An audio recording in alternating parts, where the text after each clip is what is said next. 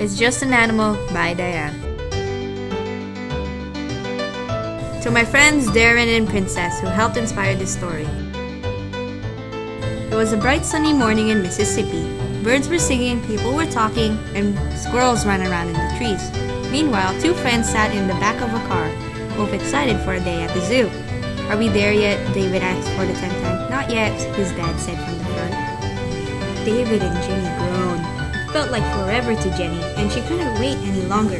Suddenly, a sign passed by her window. 5 kilometers from the local zoo, Jenny read. "Yes!" David yelled. David and Jenny bolted inside, David talking as he goes. "We should go to the lions first." "No, the tigers," he said excitedly. Well, the nearest one is the elephants. Maybe we should go there. Jenny suggested. "Then elephants it is. First, let's buy some food." "I'm starving," David said, rubbing his stomach hungrily.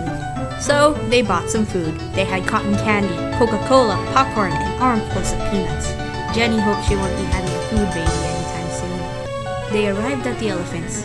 They're huge, Jenny commented. "Yeah," David replied with no interest, yawning. Jenny noticed that they were the only ones at the elephant cages. "Boring," David said. Jenny watched the elephants, barely noticing David as he crouched low to the ground and picked some rocks off. "We should spice things up," he said mischievously. Spice things up? How? Jenny asked, unsure of David's plans. A wide grin was spreading across David's face. "Just watch and learn," he said.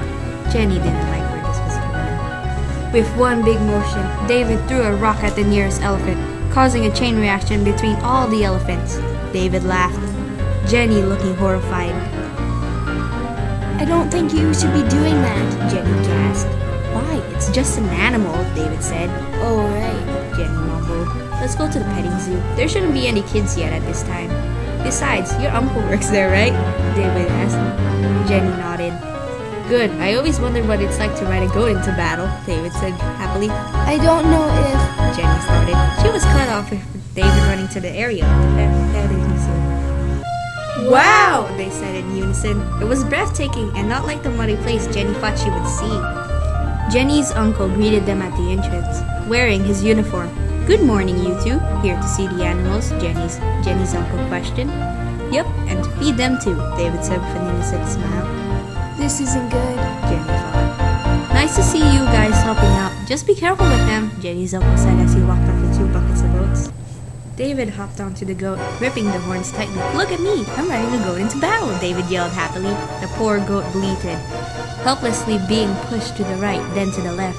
David, stop! You're hurting it! Jenny screamed. "Who cares? It's just an animal," David said, waving a hand dismissively. Jenny said no. "We better go, Jenny. The little kids are coming," David said, clearly annoyed. Kids were pouring in, laughing and smiling. Well, where should we go next? Jenny asked. David grinned from ear to ear. "The lions. I have a plan."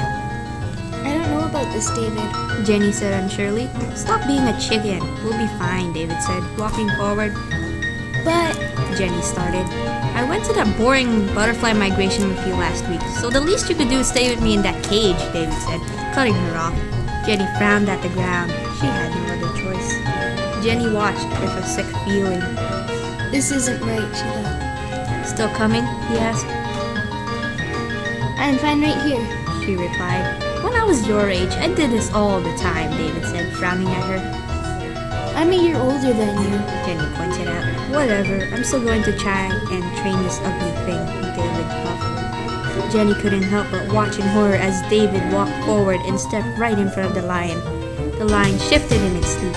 David reared his arm back to whip the poor lion. Then, "Stop!" Jenny shouted. She ran inside the cage, startling David. "What?" he said, rubbing his ears. Don't do it! Jenny yelled. "Why? People do this all the time," David said, scratching his head. Exactly, just because other people do it doesn't mean you should too. Jenny explained. "Yeah, but," David started. No buts, mister. Jenny said. "I won't do it again, I promise," David promised. "Cross my heart, hope to die, stick a concrete in my eye," David continued, crossing his heart. Jenny and David entered the pen, getting handfuls of food for the cuddly animals. They dropped them in the middle of the pen, the animals gathering around to eat. Jenny fed the hungry animals, not noticing as David walked off to one of the largest goats in the pen. Hey, what are you doing? Jenny called to her friend. "Just trust me," David yelled back. They stopped in front of the lion cages, no one there except them and the lions. Most were chilling, and the ones asleep were resting on tire swings. Oh look, they're asleep. We should go then. Jenny said cheerily. Then we'll wake them up, David said, rubbing his chin. Oh no, you'll get in trouble. Jenny said, eyes wide. Fine, I'll go there in myself, David said, taking the key Jenny's uncle gave them. David slowly opened the cage door to one sleepy lion tied up to the ground. A whip lies at the entrance, ready for use. David took the whip, looking at the leather handle. Let's go to the reptile exhibit. I have never seen rattlesnakes in my entire life, David said, walking away with a smiling Jenny. As they walked away, the lion woke up, watching the two with sleepy eyes. Diane is a grade 6 student with a big heart for animals. Reading, writing, and music helps her get through her day. She has many pets and is no stranger to seeing others abusing animals and people alike. Some of those pets include chinchillas, large rodents, goats, doves, and mixed breed dogs. Art has never been easy for her.